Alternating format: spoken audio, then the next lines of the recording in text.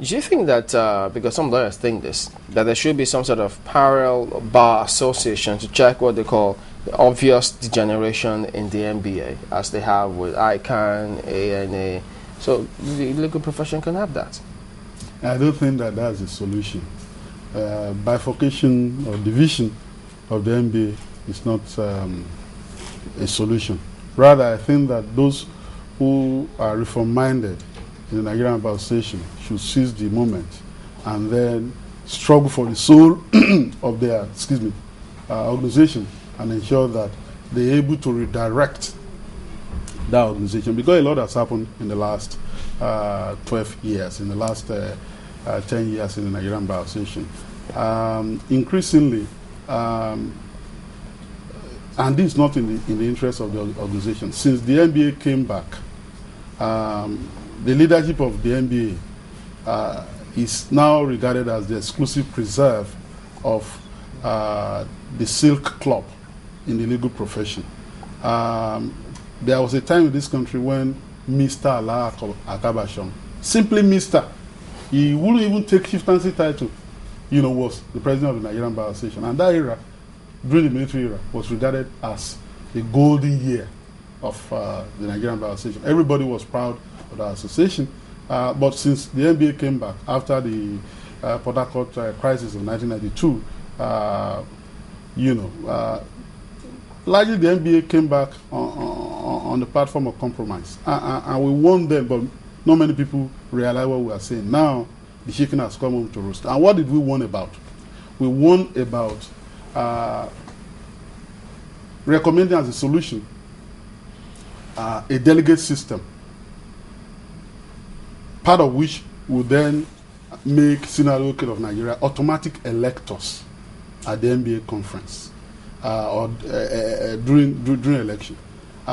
Just because it was felt that the NBA or lawyers were becoming too many, so you wouldn't be able to handle lawyers if they were to mass or congregate in a particular place, and you bound to have rowdiness. What we thought we should have is an electoral college system, whereby at each branch, each and every lawyer will vote, and then at the conference you collect the votes, thereby ensuring that you don't disenfranchise the lawyers. You have one lawyer, one vote. But what you have now is a situation whereby if you are not a senior advocate of Nigeria, you can be, and there are not more than 200, okay, or 250. So if the association is 100,000, you have 250 people determining the cost, and because of their status in society, because of their standing, because of their politics, because most of them necessarily are pro-establishment, it has to be so, okay? Because when you are regarded as a privileged person in a profession like this, you must be pro-establishment. Look, the CJN and the Legal Practitioners Privileges Committee will have to consider you as a person worthy to be a senior advocate of Nigeria before you can be. So you have to be pro-establishment. And when I'm talking about legal establishment, I'm also talking about the judicial establishment. So that necessarily cannot, that kind of set of people cannot necessarily produce the kind of vibrant leadership, that the NBA will require. But my recommendation is not that we should have a parallel body. We should be there. We should insist on reforms. We should insist that the right things be done so that the NBA can be strong all over again. I was embarrassed by what happened the last time over elections, and the way a commentator, that commentator was very apt when he said, "Look, lawyers go everywhere criticizing INEC. They couldn't even organize the elections because it was very embarrassing. Oh dear. You have an incumbent. Your son is what was he doing there?" And he says, heading, Young Lawyers Association. What's called that? It's indefensible. It's totally indefensible. But it's going to be like that if you don't dilute the system by ensuring that more lawyers are able to vote directly for the leadership of the organization, rather than have this kind of system whereby you have automatic electors, you have special interest from the Ministry of Justice and so on and so on, who go there to vote, while you only have 10 delegates per branch. You know, in all of this, go and vote. Ms. Ogunye, how effective is the, should I say, disciplinary system or of lawyers or your body? Because the frequency with which some people flout some of these laid down rules against the practice of this particular profession is rising by the day. One wonders if truly the committee or the body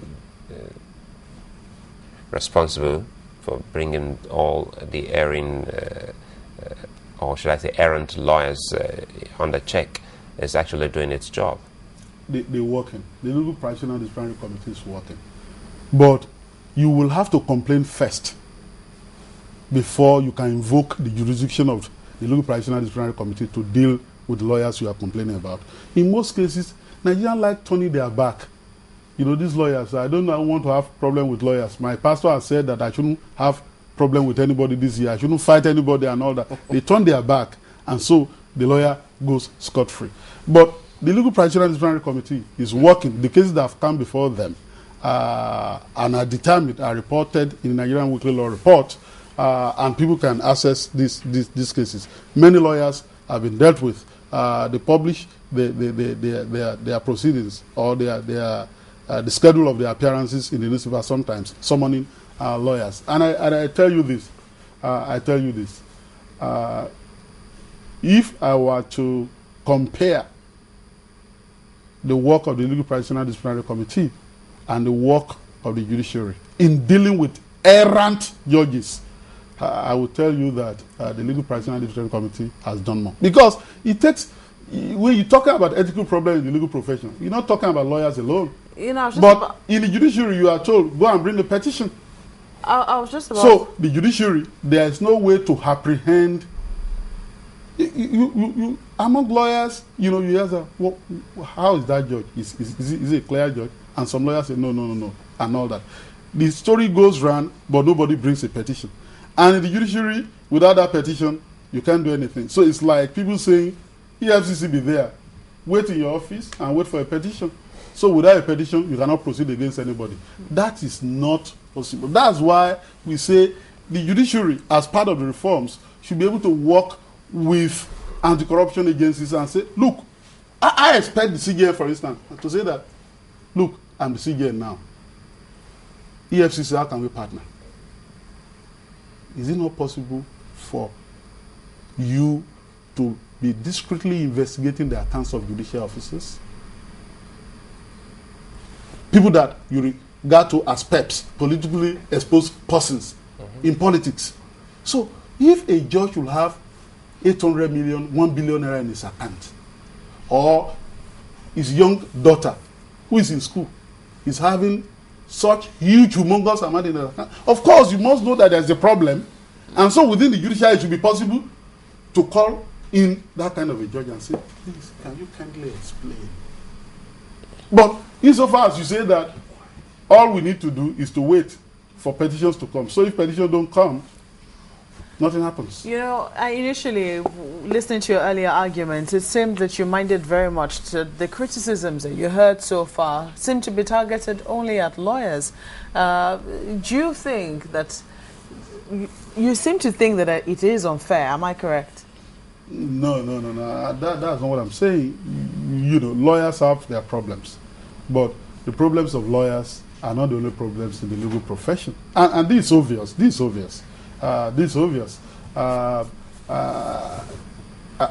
would be the last person to say that lawyers are saints. No. In fact, the fact that we put on a robe that makes us appear to be like a bishop. You know, we are very, pardon my literary license, we are very bishopic in our appearance. We even have a bib that is so snow white, and you think that that is a reflection of our inner mind. It's not so. Lawyers have whims and caprices. We are human beings first and foremost, before we are lawyers.